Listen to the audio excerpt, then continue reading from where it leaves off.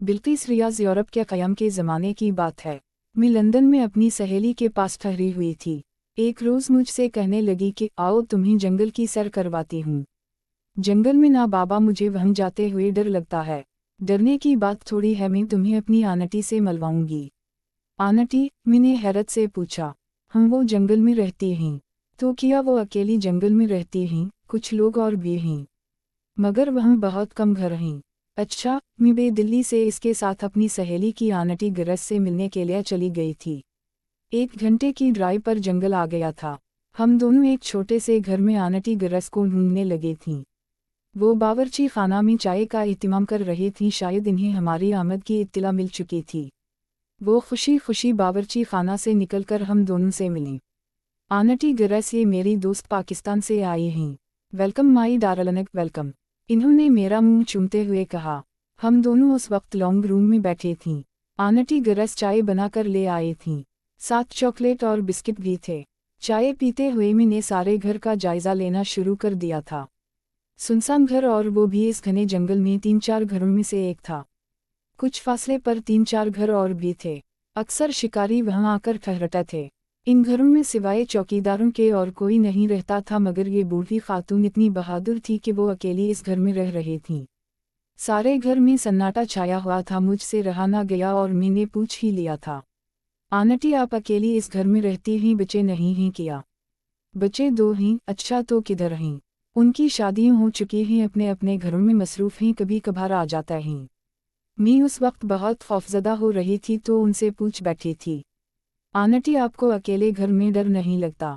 मेरा मतलब यह है कि शहर में घर होता तो अकेले रहने में कोई कबाहत नहीं थी, मगर यूं अकेले रहना तो बहुत ही मुश्किल है। मैं अकेली तो नहीं रहती हूँ, बहुत से लोग मेरे साथ रहते हैं। चाय पीने के बाद वो हमें बरामदे में ले गई थी। कमरे से एक सीटी उठा लाई थी और सीटी को बजाना शुरू कर दिया था। अभी चंद ही लम्हे गुजरे होंगे तो बहुत सारे परिंदे आकर उनके कंधों पर बैठ गए। रंगारंग के खूबसूरत परिंदे थे। वो मुस्कुराईं और बताने लगी, ये मेरे साथी हैं, मेरे साथ खाना खाते हैं, मैं उनसे बातें करती हूँ। देखा, ढेर सारे बच्चे हैं। वो एक परिंदे के मुंह को चूमते हुए बता रही थीं। मैं हैरान सी आंटी गरज को देख रही थी, जो उन परिंदों के साथ खुशवाओ खुर्रम दिखाई दे रही थीं।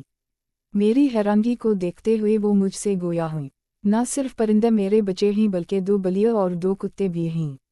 मैं परेशान हो गई थी, पूछ ही ना सकी थी। इस घने जंगल में अकेले रहना, और वो भी बूढ़ी खातून का, ये बात मेरे लिए बहुत ही हैरानकुन थी। सिर्फ परिंदों को अपनी औलाद बनाया हुआ था। आंटी गरज ने 2 बिल्लियों को बुलाया और वो चुपचाप आकर उनके करीब बैठ गई थीं।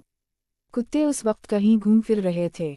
आंटी, ये जानवर यानी कुत्ते और बलिया आपस में लड़ाई नहीं करते, मेरी बात का जवाब देते हुए बताने लगी। पहले पहल तो उनकी लड़ाई होती थी, मगर मैंने उनकी तरबियत करने में बड़ी मेहनत सिर्फ की है। अब इतने मुहज़्ज़ब और मुनज़्ज़म हो गए हैं कि यूं ही लड़ने की कोशिश करते हैं तो मेरा इशारा पाते ही खामोशी से अपनी अपनी जगहों पर बैठ जाते हैं। मुझे तो रह रह कर ख्याल आ रहा था, एक इंसान की तरबियत में खासा वक्त दरकार होता है, मगर उसने जानवरों और परिंदों की तरबियत की हुई थी। इस बहादुर खातून ने अपनी तन्हाई का हल ढूंढ लिया था। वो परिंदों, बिल्लियों और कुत्तों के साथ बहुत खुश थी, और एक हम जो इंसानों के साथ खुश नहीं रह सकते। मैं वापस आते हुए सोच रही थी कि इस दुनिया में तरह तरह के लोग बसते हैं। एक खुदा ही है जो इंसानों को जीने का मौका देता है।